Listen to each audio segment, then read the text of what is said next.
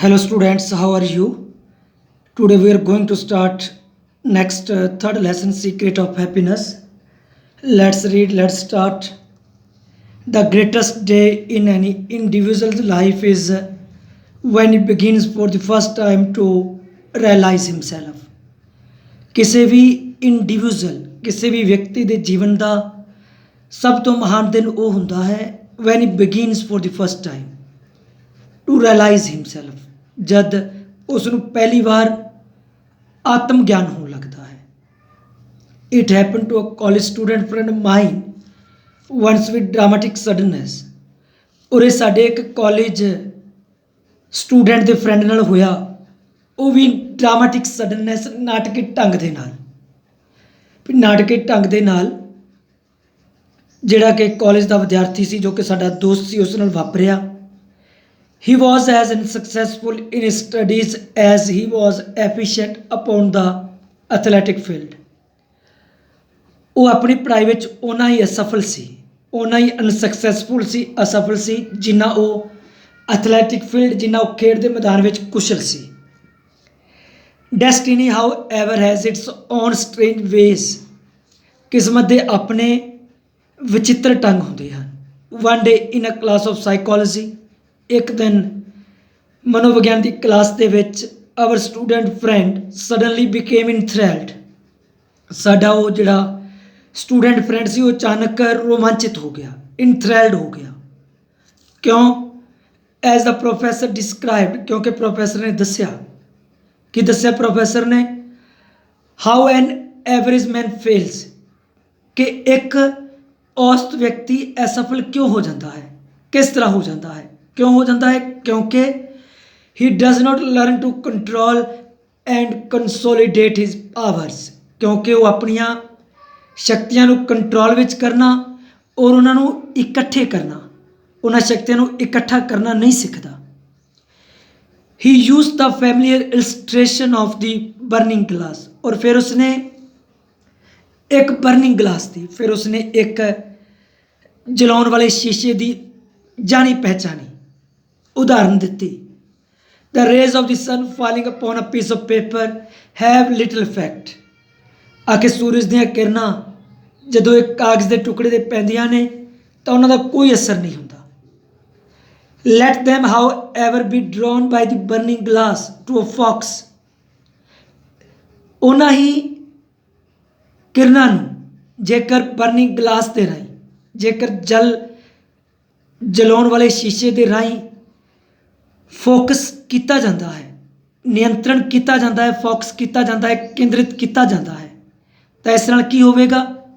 ਜੇਕਰ ਉਹਨਾਂ ਹੀ ਸੂਰਜ ਦੀਆਂ ਕਿਰਨਾਂ ਨੂੰ ਇੱਕ ਬਰਨਿੰਗ ਗਲਾਸ 'ਤੇ ਕੇਂਦਰਿਤ ਕੀਤਾ ਜਾਂਦਾ ਹੈ ਤਾਂ ਤੇ ਕ੍ਰੀਏਟ ਐਨ ਇੰਟੈਂਸ ਹੀਟ, ਤਾਂ ਉਹ ਬਹੁਤ ਜ਼ਿਆਦਾ ਗਰਮੀ ਪੈਦਾ ਕਰਨਗੀਆਂ, ਜਿਸ ਦੇ ਨਾਲ ਕੀ ਹੋਵੇਗਾ? Which will quickly burn a hole in the paper, ਜਿਸ ਦੇ ਦੁਆਰਾ ਜਲਦੀ ਹੀ ਉਸ ਕਾਗਜ਼ ਦੇ ਵਿੱਚ ਸੁਰਾਖ ਬਣ ਜਾਵੇਗਾ।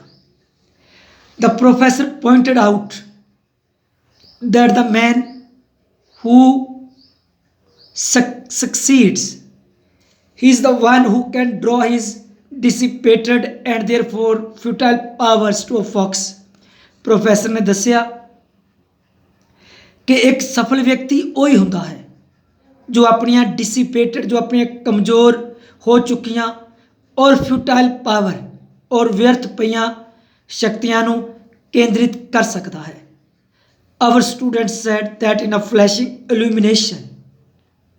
ਔਰ ਸਾਡੇ ਉਸ ਸਟੂਡੈਂਟ ਨੇ ਕਿਹਾ ਕਿ ਇੱਕ ਜਗਮਗਾਉਂਦੀ ਰੋਸ਼ਨੀ ਦੇ ਵਿੱਚ he saw the cause of his own failure। ਉਸ ਰੋਸ਼ਨੀ ਦੇ ਵਿੱਚ ਉਸਨੇ ਆਪਣੀ ਅਸਫਲਤਾ ਦੇ ਕਾਰਨ ਨੂੰ ਵੇਖ ਲਿਆ ਸੀ। and oblivious of all in the room। ਔਰ ਕਮਰੇ ਵਿੱਚ ਬੈਠੇ ਸਾਰੇ ਆਦਮੀਆਂ ਤੋਂ ਪੂਰੀ ਤਰ੍ਹਾਂ ਓਬਲੀਵੀਅਸ ਹੋ ਕੇ, ਪੂਰੀ ਤਰ੍ਹਾਂ ਅਣਜਾਣ ਹੋ ਕੇ, ਔਰ under the spell of a veritable new birth, ਔਰ ਇੱਕ ਅਸਲ ਵੈਰੀਟੇਬਲ, ਇੱਕ ਅਸਲ ਨਵੇਂ ਜਨਮ ਦੀ ਸਮੂਹਣ ਦੀ ਖੁਸ਼ੀ ਦੇ ਵਿੱਚ ਲੀਪ ਟੂ ਹਿਸ ਫੀਟ, ਉਹ ਆਪਣੇ ਪੈਰਾਂ 'ਤੇ ਉਛਲਿਆ ਔਰ ਕਰਾਈਂਗ ਚੀਕਿਆ, ਆਈ ਸੀ ਇਟ, ਆਈ ਸੀ ਇਟ, मैं समझ गया what had happened, ਉਸ ਨਾਲ ਕੀ ਹੋਇਆ ਸੀ। he had met himself, ਉਸ ਦਾ ਖੁਦ ਦੇ ਨਾਲ ਮਿਲਾਪ ਹੋ ਗਿਆ। a new self, ਇੱਕ ਨਵੀਂ ਸ਼ਖਸੀਅਤ। his real self, ਉਸ ਦੀ ਅਸਲ ਸ਼ਖਸੀਅਤ which he never before had seen, ਜਿਸ ਨੂੰ ਉਸਨੇ ਪਹਿਲਾਂ ਕਦੇ ਨਹੀਂ ਵੇਖਿਆ ਸੀ। and the revelation changed him from a failure to a potential success, ਔਰ ਉਸ ਰਹੱਸ ਦੇ ਪ੍ਰਗਟਾਵੇ ਨੇ ਉਸ ਦੀ ਫੇਲੀਅਰ ਨੂੰ, ਉਸ ਦੀ ਅਸਫਲਤਾ ਨੂੰ ਇੱਕ ਪੋਟੈਂਸ਼ੀਅਲ ਸਕਸੈਸ, ਇੱਕ ਸੰਭਾਵਿਤ ਸਫਲਤਾ ਵਿੱਚ ਬਦਲ ਦਿੱਤਾ ਸੀ। the possibilities of which were later abundantly realized, ਔਰ ਉਸ ਸਫਲਤਾ ਦੀਆਂ ਸੰਭਾਵਨਾਵਾਂ, ਔਰ ਉਸ ਸਫਲਤਾ ਦੇ ਜੋ ਪੋਸੀਬਿਲਿਟੀ ਸਨ, ਜੋ ਸੰਭਾਵਨਾਵਾਂ ਸਨ, ਉਹ ਬਾਅਦ ਵਿੱਚ ਉਹ ਬਾਅਦ ਵਿੱਚ ਪੂਰੀ ਤਰ੍ਹਾਂ ਸੱਚੀਆਂ ਸਿੱਧ ਹੋਈਆਂ। he was now a grand success in whatever he chose to do, ਹੁਣ ਉਹ ਹਰੇਕ ਉਸ ਕੰਮ ਵਿੱਚ ਸਫਲ ਹੋ ਜਾਂਦਾ ਹੈ ਜਿਹੜਾ ਵੀ ਕੰਮ ਕਰਨ ਦੀ ਉਹ ਇੱਛਾ ਕਰਦਾ ਸੀ। ਉਹ ਉਸ ਹਰੇਕ ਕੰਮ ਵਿੱਚ ਸਫਲ ਹੋ ਜਾਂਦਾ ਸੀ। in whatever he chose to do, ਜਿਹੜਾ ਵੀ ਕੰਮ ਕਰਨ ਦੀ ਉਹ ਇੱਛਾ ਰੱਖਦਾ ਸੀ।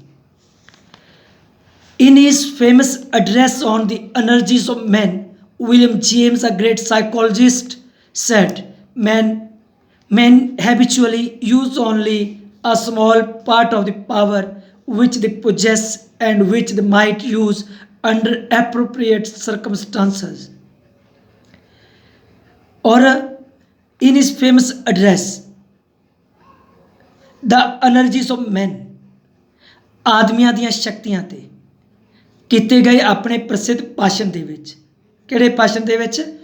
ਐਨਰਜੀਜ਼ ਆਫ ਮੈਨ, ਐਨਰਜੀਜ਼ ਆਫ ਮੈਨ, ਆਦਮੀਆਂ ਦੀਆਂ ਸ਼ਕਤੀਆਂ ਤੇ ਕੀਤੇ ਗਏ ਆਪਣੇ ਪ੍ਰਸਿੱਧ ਭਾਸ਼ਣ ਵਿੱਚ, ਜੋ ਵਿਲੀਅਮ ਜੇਮਸ ਸੀ, ਜੋ ਇੱਕ ਮਹਾਨ ਮਨੋਵਿਗਿਆਨਿਕ ਸੀ, ਉਸਨੇ ਕੀ ਕਿਹਾ ਕਿ ਆਦਮੀ ਜੋ ਹੈ, ਜੋ ਮਨੁੱਖ ਨੇ, ਉਹ ਹੈਬਿਚੁਅਲੀ ਆਦਤਵਸ ਹੋ ਕੇ use only a small part of power, जो आदमी ने आदतवश उन्होंने शक्तियों का एक छोटा जिहा हिस्सा, a small part of the power, उन्होंने शक्तियों का एक छोटा जिहा अंश ही यूज़ करते हैं, अंश ही वरतते हैं। विच दे पोजैस, जो उन्होंने कोल होंदियां हैं, and which they might use under appropriate circumstances, और ਜਿਨ੍ਹਾਂ ਸ਼ਕਤੀਆਂ ਦੀ ਵਰਤੋਂ ਉਹ ਸ਼ਾਇਦ ਢੁਕਵੇਂ ਹਾਲਾਤਾਂ ਦੇ ਵਿੱਚ ਕਰ ਸਕਦੇ ਹਨ, ਔਰ ਜਿਨ੍ਹਾਂ ਸ਼ਕਤੀਆਂ ਦੀ ਵਰਤੋਂ ਉਹ ਐਪਰੋਪਰੀਏਟ ਢੁਕਵੇਂ ਸਰਕਮਸਟੈਂਸਸ ਪਰਿਸਥਿਤੀਆਂ ਵਿੱਚ ਕਰ ਸਕਦੇ ਹਨ। A scientist is reported recently to have said that an average man uses but 20% of his brain power, ਕਿਸੇ ਵਿਗਿਆਨਿਕ ਨੇ ਹਾਲ ਵਿੱਚ ਕਿਹਾ ਸੀ ਕਿ ਇੱਕ ਔਸਤ ਆਦਮੀ ਆਪਣੀ ਦਿਮਾਗ ਦੀ ਸ਼ਕਤੀ ਦਾ ਸਿਰਫ 20% ਹਿੱਸਾ ਹੀ ਯੂਜ਼ ਕਰਦਾ ਹੈ। ਇੱਕ ਵਿਗਿਆਨਿਕ ਨੇ ਦੱਸਿਆ ਹਾਲ ਵਿੱਚ ਹੀ, ਰੀਸੈਂਟਲੀ ਹਾਲ ਵਿੱਚ ਹੀ, ਉਸਨੇ ਕੀ ਦੱਸਿਆ ਕਿ ਜਿਹੜਾ ਇੱਕ ਐਵਰੇਜ ਵਿਅਕਤੀ ਹੈ ਉਹ ਸਿਰਫ ਆਪਣੀ ਬ੍ਰੇਨ ਸ਼ਕਤੀ ਦਾ 20% ਯੂਜ਼ ਕਰਦਾ ਹੈ। When you think of some people that sounds like optimism, और जब तुसी कुछ आदमियों के बारे विचार करते हो, दैट साउंड्स लाइक ऑप्टिमिज्म, जो तुसी कुछ आदमियों के बारे विचार करते हो तो एक वध चढ़ के आस प्रतीत होती है, that sounds like optimism.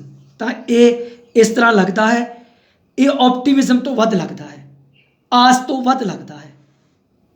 Think of it, जरा सोचो, यू आर यूजिंग, जेकर तुसी यूज़ कर रहे हो, if you are an average person, भी जेकर तुसी एक एवरेज व्यक्ति हो और यूज़ कर रहे हो, की यूज़ कर रहे हो only 1/5 of your mental capacity, तो तुसी अपनी मानसिक समर्था का, मैंटल कैपेसिटी का, मानसिक समर्था का सिर्फ 5वां हिस्सा ही यूज़ कर रहे हो। थैंक्स।